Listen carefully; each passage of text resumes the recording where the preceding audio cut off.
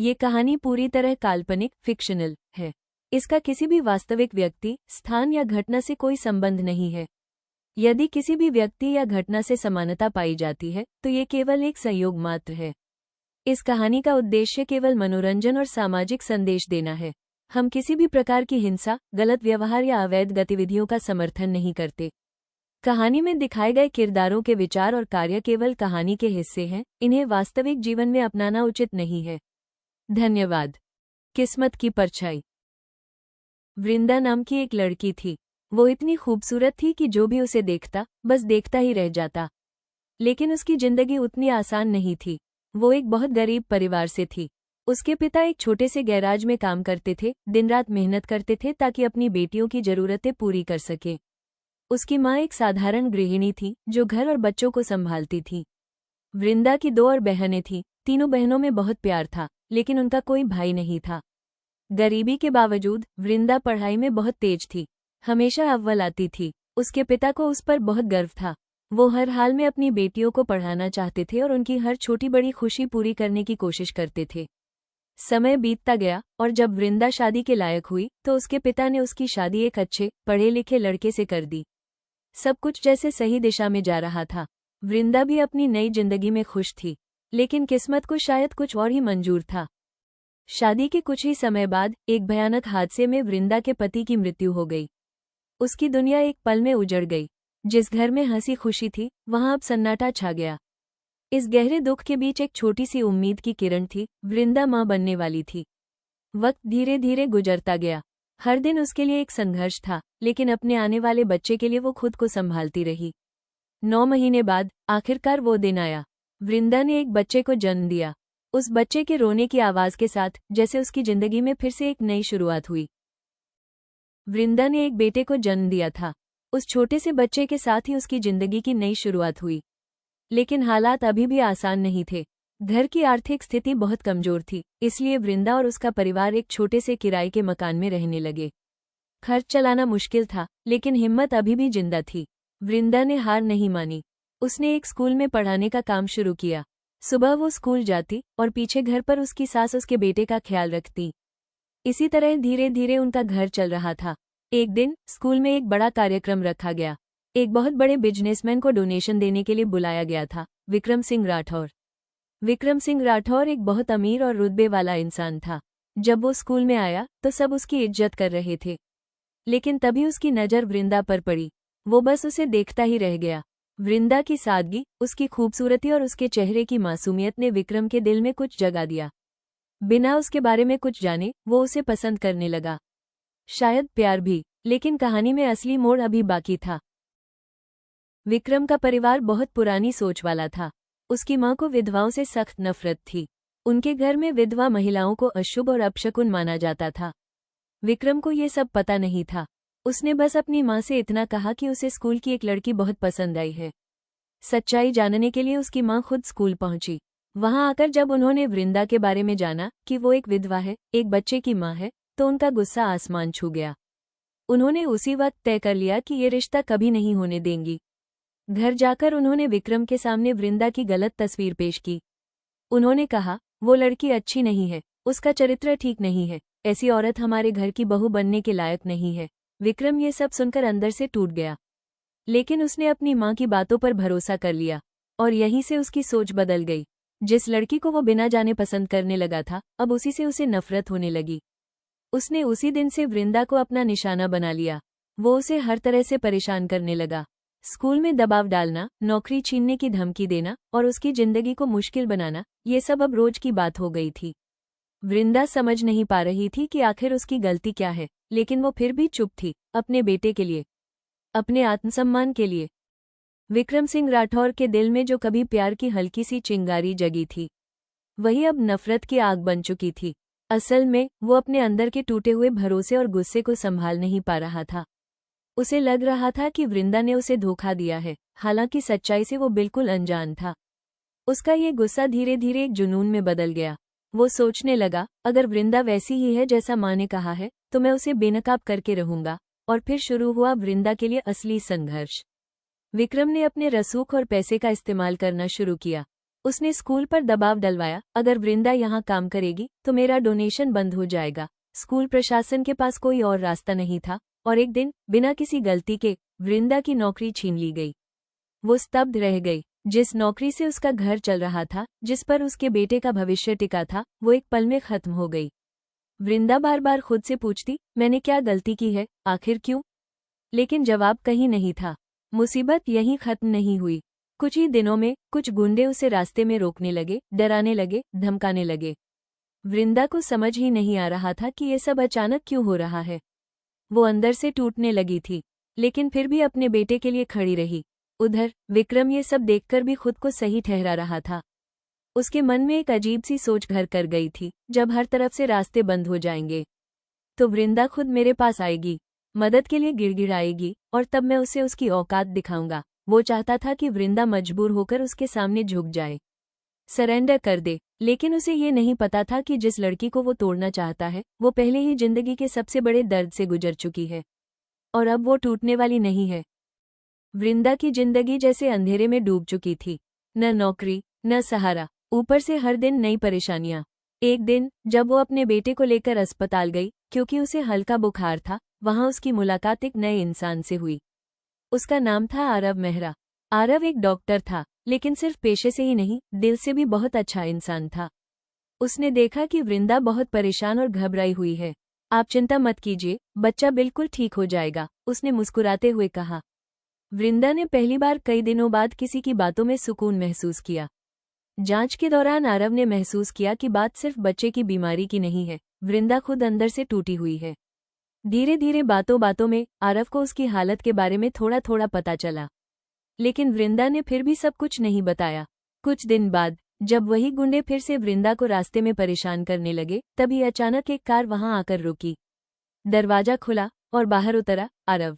उसने बिना डरे उन गुंडों का सामना किया और साफ शब्दों में कहा, अगर दोबारा इसे परेशान किया तो सीधा पुलिस स्टेशन चलना पड़ेगा। उसकी आंखों में इतना आत्मविश्वास था कि गुंडे वहां से भाग गए। वृंदा हैरान रह गई। आप यहाँ? उसने धीमे से पूछा। आरव ने बस इतना कहा, कभी कभी भगवान सही समय पर सही इंसान भेज देता है। उस दिन के बाद आरव ने धीरे धीरे वृंदा की मदद करना शुरू किया, उसके बेटे का इलाज, उसकी सुरक्षा और सबसे जरूरी, उसका हौसला। लेकिन कहानी यहीं खत्म नहीं होती, क्योंकि दूर कहीं विक्रम सिंह राठौर ये सब देख रहा था। उसके अंदर फिर से कुछ जलने लगा था। इस बार सिर्फ गुस्सा नहीं, बल्कि जलन। उसे ये बर्दाश्त नहीं हो रहा था कि जिस लड़की को वो तोड़ना चाहता था, उसे कोई और संभाल रहा है। और यहीं से शुरू होगी एक नई टक्कर, प्यार, नफरत और सच्चाई की। आरव का वृंदा के करीब आना विक्रम सिंह राठौर को अंदर तक तोड़ रहा था। वो गुस्से में था, लेकिन सच ये था कि वो जल रहा था, क्योंकि कहीं ना कहीं वो आज भी वृंदा से प्यार करता था। उसका प्यार अब जुनून बन चुका था, एक ऐसा जुनून जिसमें सही गलत की कोई जगह नहीं थी। और इसी जुनून में उसने सबसे बड़ी गलती कर दी, उसने आरव को मरवा दिया। आरव का वृंदा के करीब आना विक्रम सिंह राठौर को अंदर तक तोड़ रहा था। वो गुस्से में था, लेकिन सच ये था कि वो जल रहा था, क्योंकि कहीं ना कहीं वो आज भी वृंदा से प्यार करता था। उसका प्यार अब जुनून बन चुका था, एक ऐसा जुनून जिसमें सही गलत की कोई जगह नहीं थी। और इसी जुनून में उसने सबसे बड़ी गलती कर दी, उसने आरव को मरवा दिया। एक रात विक्रम अपने कुछ गुंडों के साथ वृंदा के घर पहुंचा। उसने सोचा, अब इसे जबरदस्ती ले जाना पड़ेगा, अब ये अपने आप नहीं मानेगी। वो खिड़की के पास गया और अंदर झांका। वहां का दृश्य देखकर वो ठिठक गया। वृंदा सफेद कपड़ों में बैठी थी, बिल्कुल शांत, लेकिन अंदर से टूटी हुई। उसके पास छोटा समृद्ध बैठा था, खिलौने से खेलते हुए। वृंदा धीमे धीमे उससे बात कर रही थी। हमारी जिंदगी तो पहले ही नरक थी, लेकिन एक इंसान आया था जिसने हमें जीना सिखाया, और उसे भी भगवान ने छीन लिया। उसकी आवाज में दर्द था, लेकिन किसी के लिए नफरत नहीं। ये सुनकर विक्रम के हाथ कांपने लगे। उसे पहली बार एहसास हुआ, उसने क्या कर दिया। जिस लड़की को वो चरित्रहीन समझता रहा, वो तो पहले से ही किस्मत की मारी हुई थी। जिसे वो तोड़ना चाहता था, वो पहले ही 1000 बार टूट चुकी थी, और अब उसने उसका आखिरी सहारा भी छीन लिया था। विक्रम वहीं खड़ा रह गया, जैसे जमीन खिसक गई हो उसके पैरों के नीचे से। उसकी आंखों में पहली बार गुस्सा नहीं, बल्कि पछतावा था। उसे समझ आ गया था, वो प्यार नहीं कर रहा था, वो अपने अहंकार और स्वार्थ में अंधा हो गया था। विक्रम सिंह राठौर उस रात सीधे अपने घर पहुंचा। उसकी आंखों में गुस्सा था, लेकिन उससे भी ज्यादा दर्द और पछतावा। जैसे ही वो अंदर गया, उसने अपनी माँ से कहा, मुझे सच जानना है, वृंदा के बारे में आपने क्या पता लगाया था? उसकी माँ ने ठंडे स्वर में जवाब दिया, सच यही है कि वो एक विधवा है और हमारे घर की बहू कभी नहीं बन सकती। तुम्हें उससे दूर रखने के लिए ही मैंने ये सब किया। ये सुनकर विक्रम जैसे अंदर से टूट गया। उसकी आंखों में अपनी माँ के लिए पहली बार नफरत साफ दिख रही थी। आपने मुझे नहीं बचाया, आपने मुझे बर्बाद कर दिया है। वृंदा ही इस घर की बहू बनेगी, हर हाल में। इतना कहकर वो गुस्से में वहां से निकल गया। अगले ही पल विक्रम सीधे वृंदा के घर पहुंचा। वृंदा कुछ समझ पाती उससे पहले ही विक्रम ने जबरदस्ती उसकी मांग में सिंदूर भर दिया। कमरे में सन्नाटा छा गया। वृंदा स्तब्ध थी, उसकी सास और छोटा समृद्ध भी डर गए। विक्रम ने कहा, अब तुम मेरी पत्नी हो और तुम सब मेरे साथ चलोगे। वो वृंदा, समृद्ध और उसकी दादी को अपने घर ले आया। ये दोनों भी यहीं रहेंगे, ये भी मेरी जिम्मेदारी है। घर पहुंचते ही विक्रम की माँ जैसे अंदर से टूट गई। जिस बेटे से वो सबसे ज्यादा प्यार करती थी, आज वही उनसे दूर खड़ा था। उनकी नफरत अब और भी गहरी हो गई। कुछ दिनों बाद वृंदा को सच्चाई का पता चला कि विक्रम उसे पहली नज़र से ही प्यार करता था और उसकी माँ ने ही सब गलतफहमियां पैदा की थीं। और सबसे बड़ा सच, आरव की मौत के पीछे भी विक्रम ही था। वृंदा का दिल कांप उठा। वो सीधे विक्रम की माँ के सामने खड़ी हुई और बोली, ये सब आपकी वजह से हुआ है। अगर आप एक बार मुझसे बात कर लेती तो शायद कोई और रास्ता निकल जाता। उसकी आंखों में आंसू थे, लेकिन आवाज मजबूत थी। विक्रम ऐसे नहीं थे। जब मैं उनसे पहली बार मिली थी, वो बहुत अच्छे इंसान थे। आपने अपने ही बेटे को हत्यारा बना दिया। विक्रम की मां चुप खड़ी रह गई। उनके पास कोई जवाब नहीं था। विक्रम ये सब सुन रहा था। उसकी आंखों से आंसू बह रहे थे। वो आगे आया और बोला, मैंने बहुत बड़ा गुनाह किया है, अब मुझे इसकी सजा मिलनी चाहिए। मैं खुद को पुलिस के हवाले कर दूंगा। इतना सुनते ही वृंदा ने उसे रोक लिया। रुकिए। विक्रम ने उसकी तरफ देखा। वृंदा ने धीरे से कहा, आप समृद्ध से बहुत प्यार करते हैं और मैं अपने बेटे से उसका यह हक नहीं छीन सकती। उसकी आवाज भर गई। मैं पहले ही उससे 2 बार उसका पिता छीन चुकी हूँ। कमरे में खामोशी छा गई। विक्रम ये सुनकर पूरी तरह टूट गया। उसे पहली बार समझ आया, सजा सिर्फ जेल नहीं होती, कभी कभी जीते जी पछताना सबसे बड़ी सजा होती है। वो घुटनों पर बैठ गया और फूट फूट कर रोने लगा। कहानी यहीं खत्म नहीं होती। ये कहानी है प्यार, गलती, अहंकार और माफी की, जहां एक इंसान अपनी सबसे बड़ी गलती से सीखता है और एक औरत अपने दर्द के बावजूद इंसानियत नहीं छोड़ती। उस रात के बाद सब कुछ बदल गया। विक्रम सिंह राठौर ने खुद को पूरी तरह बदलने का फैसला किया। उसने अपने सारे गलत कामों को खत्म किया, गुनाहों से दूरी बना ली और अपने गुनाहों का बोझ दिल में लेकर एक नई जिंदगी शुरू करने की कोशिश की। वो रोज समृद्ध के साथ समय बिताने लगा, उसे स्कूल छोड़ना, होमवर्क कराना, उसके साथ खेलना। धीरे धीरे समृद्ध के चेहरे पर फिर से मुस्कान लौटने लगी। वृंदा ये सब देख रही थी। उसका दिल अभी भी टूटा हुआ था, लेकिन वो ये भी देख रही थी कि विक्रम सच में बदल रहा है।